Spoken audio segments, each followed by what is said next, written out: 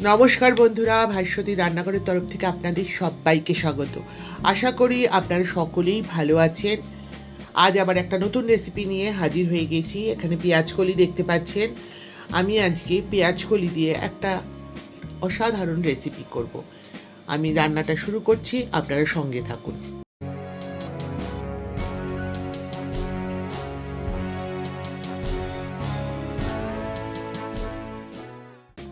পেঁয়াজকলি দিয়ে এই অসাধারণ রেসিপিটি করবার জন্য আমি এখানে এক আটি পেঁয়াজকলি নিয়ে নিয়েছি। প্রথমে আগে পেঁয়াজকলিটাকে আমি ভালো করে টুকরো করে নেব।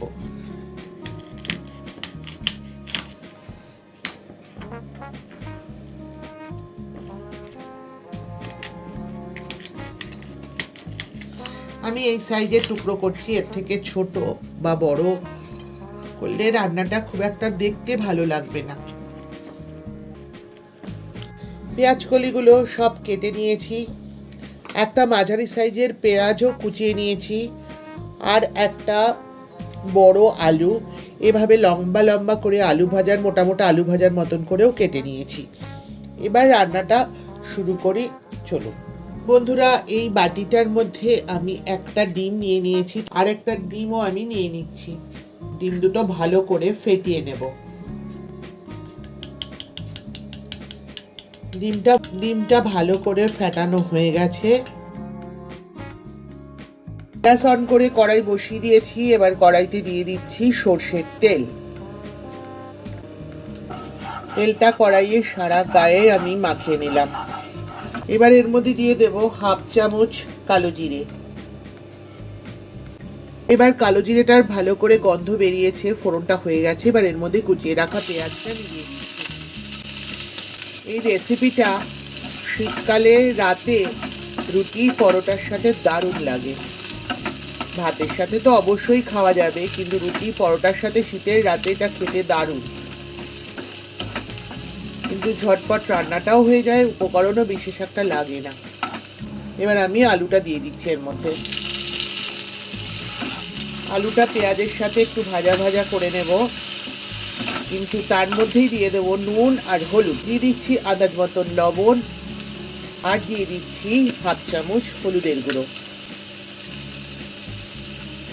এবার আমি এর মধ্যে দিয়ে দেব কুচিয়ে রাখা 4টে কাঁচা লঙ্কা। আমি দিচ্ছি, আপনারা যেরকম ঝাল খান সেটা বুঝে দেবেন।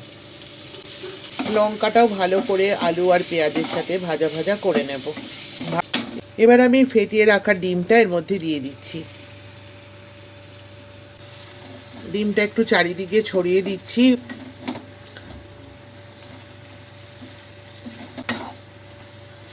এবার ডিমটা আলু লঙ্কা পেঁয়াজ সবকিছুর সাথে ভালো করে ভাজা ভাজা হয়ে যাচ্ছে। ও আজ রাতে ডিনারটা যা হবে না, শুধু সেটাই ভাবছি রান্নাটা করতে করতে। পেঁয়াজকলিটা এর মধ্যে দিয়ে দিচ্ছি।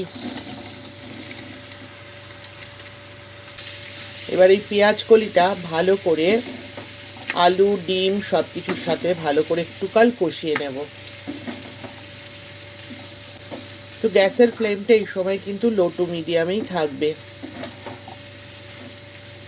আমি এখানে 200 গ্রাম পেঁয়াজকলিতে 2টো ডিম ব্যবহার করেছি। আপনারা যেই পরিমাণ পেঁয়াজকলি নেবেন সেটা বুঝে ডিমটা দেবেন। আর একটা বড় আলু নিয়েছি, আপনারা যদি আলু না দিতে চান তাহলে নাও দিতে পারেন। আমি এখানে আলু ব্যবহার করেছি। এবার একটা ঢাকা দিয়ে দেব। 5 মিনিট রান্না হোক, 5 মিনিট পরে আমি ফিরে আসছি। 5 মিনিট পরে ফিরে এলাম। এবার আমি এটার মধ্যে আন্দাজ মতন জল দিয়ে দেব, কিন্তু রান্নাটা কিন্তু একদমই শুকনো শুকনো হবে, তাই জলটা সেটা বুঝে দিতে হবে। আমি এই কাপটার 1 কাপ জল দিয়ে দিচ্ছি।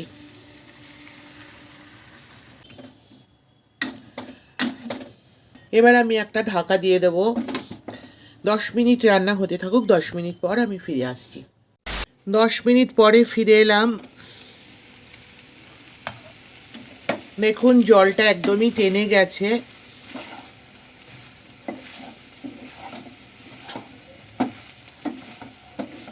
এবং এই রেসিপিটা একদমই রেডি হয়ে গেছে।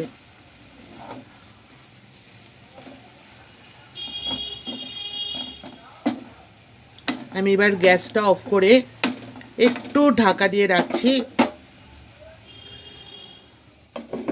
তারপর আপনাদের পরিবেশন করে দেখাচ্ছি। রেডি হয়ে গেল রাতের ডিনারের জন্য ডিম পেঁয়াজকলির এই অসাধারণ রেসিপিটি। আমার এই রেসিপিটি আপনাদের কেমন লাগলো? ভালো লাগলে লাইক করবেন, শেয়ার করবেন। আমার চ্যানেলটিকে এখনও যারা সাবস্ক্রাইব করেননি তারা সাবস্ক্রাইব করে পাশে থাকা বেল আইকনটি ক্লিক করবার অনুরোধ রইল। ভালো থাকবেন, সুস্থ থাকবেন। আজ আসি, আবার দেখা হবে এরকমই কোনো নিত্য নতুন রেসিপি নিয়ে আপনাদের সঙ্গে। ততক্ষণের জন্য টাটা।